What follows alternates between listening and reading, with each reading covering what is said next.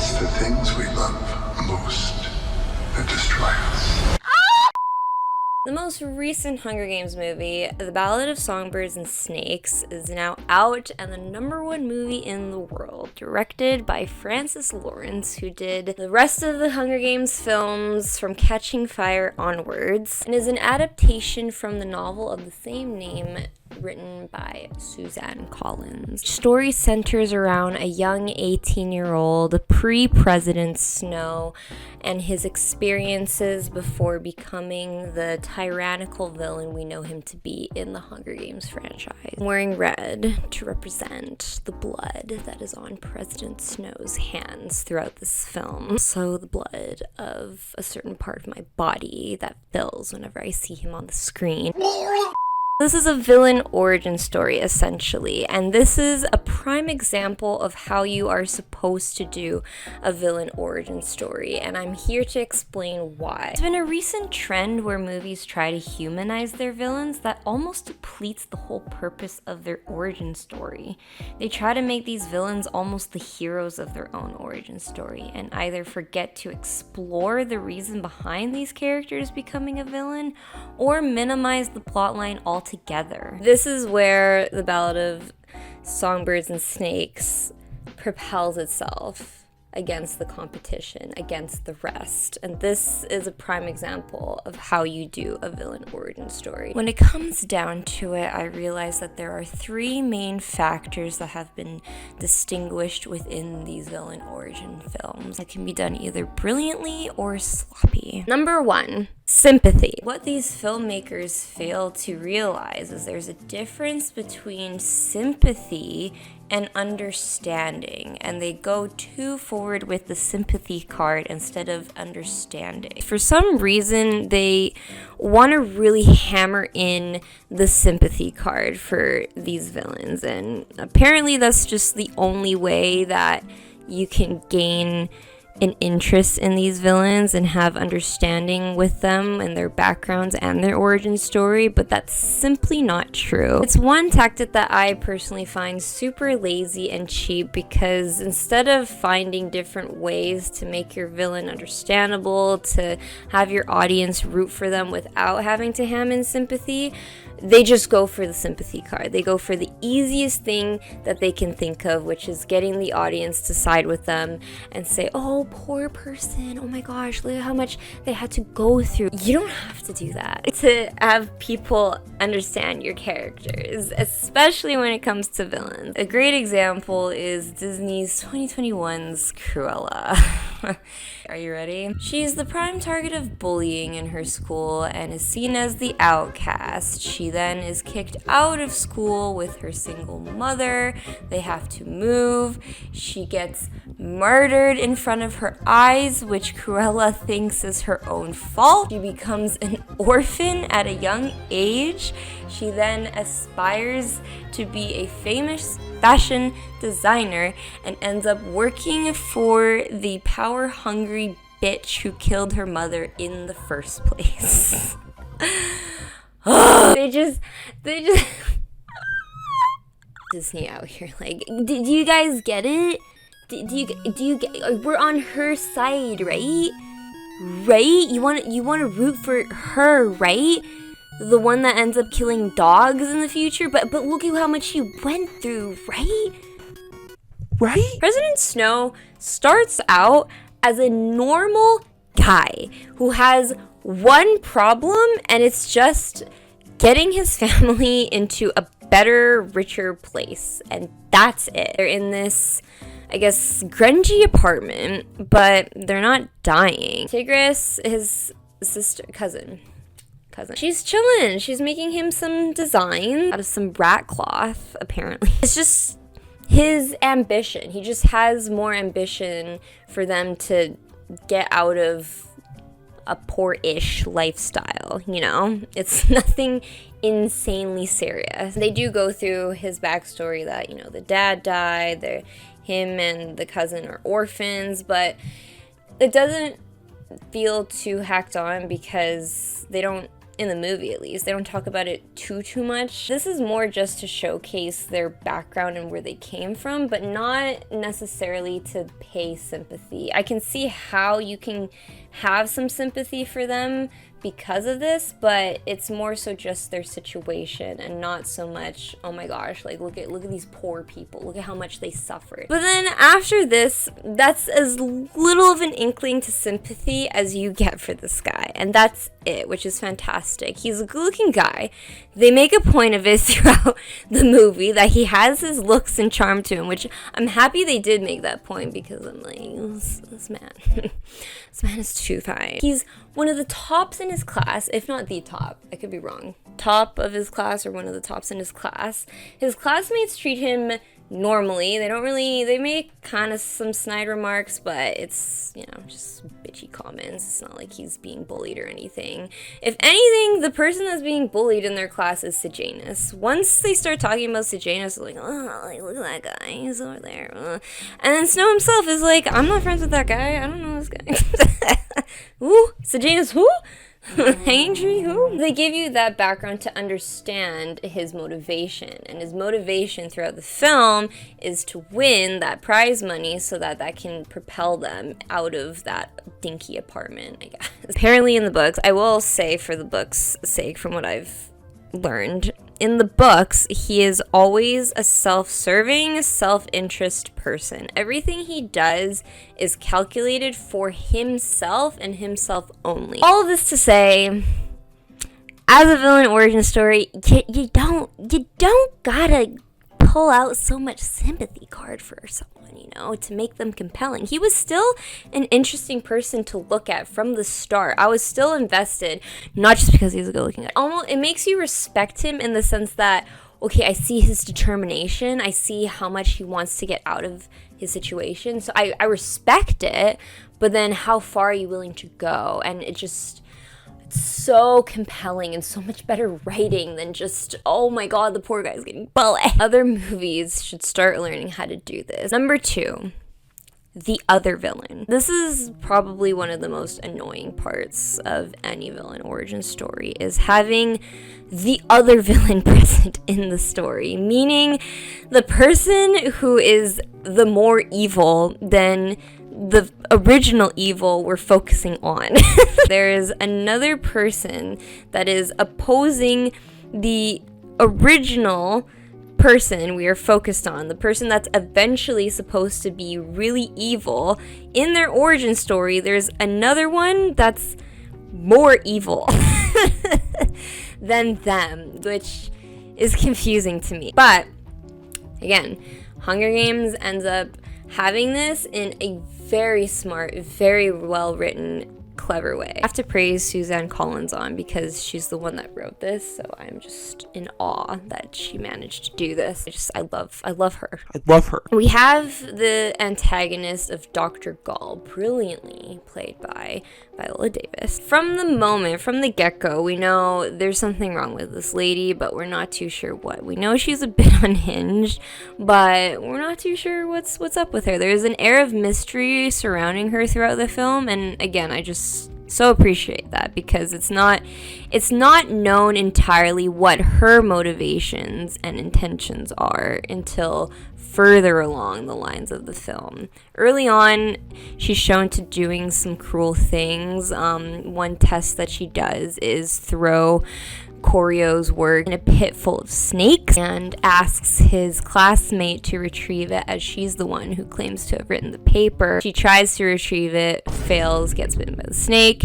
It is unclear whether she survived the snake bite or not. I think in the book, correct me again if I'm wrong, this could be mixed up, but in the book, she comes back. In the movie, she doesn't come back, and is presumed dead. Either way, wicked, right? Just as her own little test to see who's the liar and who's the one responsible for all of these creative ideas for the Hunger Games. It's brilliant. She's shown throughout the film talking to Corio, explaining to him her ideas, and that she also wants to make the games grander and wants to keep them going as well. So she is very malicious, but again, not just this insanely evil person who's just shooting people left and right and just killing people and just totally oppose Corio as well. She's actually shown to being on the side of Corio. As a villain in Corio's own film, in President Snow's own film, she exceeds, because not only does she respect him, she also manipulates him in her own way. She also has a plan for him herself. She is one of the driving forces which pushes him into becoming the cruel, malicious president that he ends up being. So in the film, it's shown Corio is the one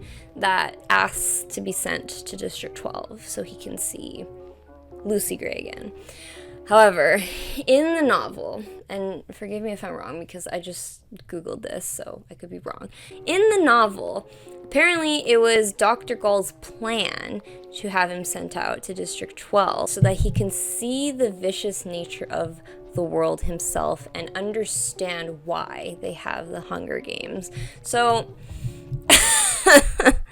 that twist is just so smart. It's so clever, and instead of having a hammy villain that's just opposing him and pushes him into becoming a villain because he wants to take down a greater evil that he ends up being the evil himself, they just had a greater evil understand him and nudge him, understand how to manipulate him into becoming his full-fledged power-hungry self. I love it.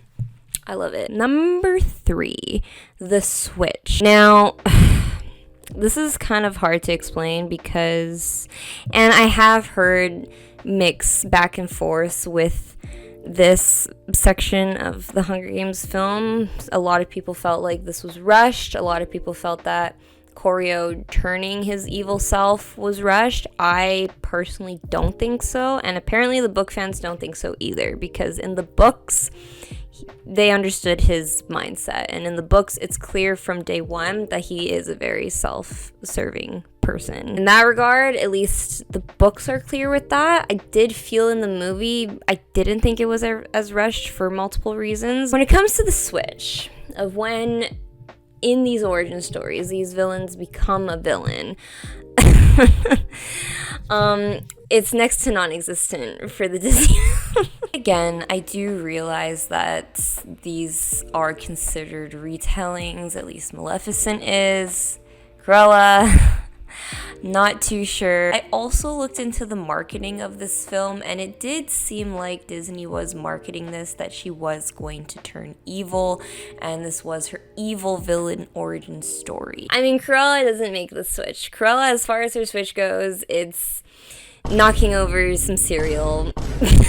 That's as much as her switch goes. But the switch from when the protagonist becomes the antagonist is just as important, if not the most important, because that is the pivotal moment that makes them become the person that we know them to be, the villain that we know them to be. So getting this part right is absolutely critical and crucial, and you have to have your audience feeling something in this moment, or else it's just meaningless, or else the whole point of your story is botched. And for the latest Hunger Games movie, I do appreciate the switch, although I may be in the minority with this. They go through with giving him an actual villain arc, ends up killing 3 people, and is fighting with his inner self whether to run away with the love of his life, be with Lucy Gray and just forget everything, or going back to the capital and becoming a more powerful figure to society. I don't know,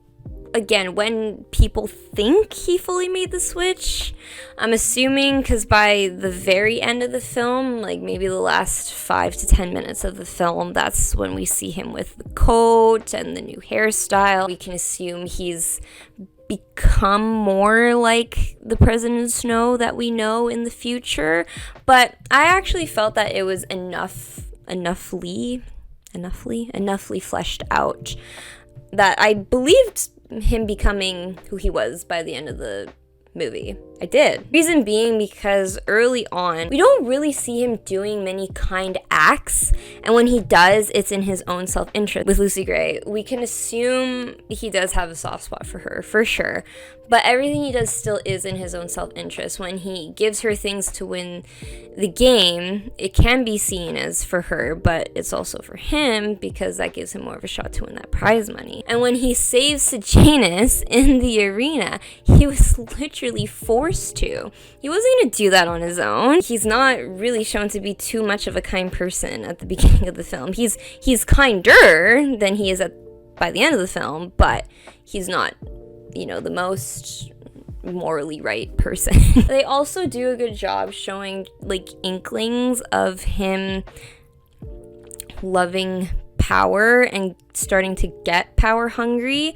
For example, when he does kill that boy in the arena, he then tells Tigris it felt powerful. Instead of saying, I feel horrible about it, I feel regret about it, he chooses to say it felt powerful. So there already was inklings. As soon as he said that, I was like, oh, okay.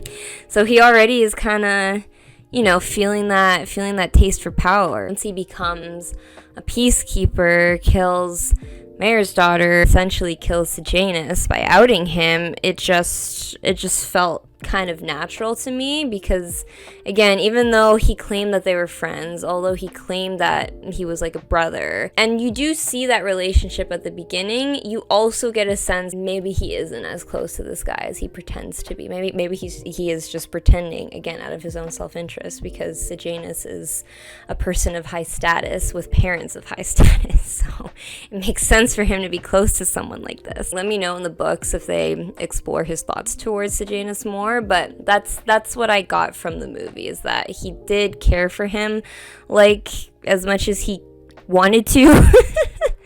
But at the end of the day, himself comes first. It just started to escalate more and more and more into him diving deeper and deeper into the Snow that we know him to be in the future, which I thought was fantastic. Tipping point being Lucy Gray, and then realizing that she's probably going to spill the beans and he has no other option. Again, self-interest. It makes sense with what we've been established. Goes back to the capital, totally hardened, totally understanding the ways of the world, the viciousness of the world, and having a clear mindset on why we have the Hunger Games and pleasing Dr. Gall with his answer. It just makes sense to me. They did a good job. I think they did a good job with his switch by the end of the film. I think they really did. And it's more than just a heartbroken boy from a 2-month relationship, okay? Okay, girlies? More than just an incel broken boy, okay? So there you have it. Let me know your thoughts on all of this. I think Hunger Games, The Ballad of Songbirds and Snakes did a fabulous job of fleshing out a villain origin story, and is the prime example of a villain origin story done right. Name anything else that you would suggest for a villain origin story done right. Name your favorite villain origin story. I can understand if it's Joker or something. I personally have never seen Star Wars, which is something I have to do, but I heard the whole downfall of Anakin and that whole Darth Vader plotline was done really well. Let me know your thoughts on the most recent Hunger Games, The Ballad of Songbirds and Snakes. I personally loved it, if you couldn't tell. Thank you guys so much for watching. Until next time, my beautiful freaks.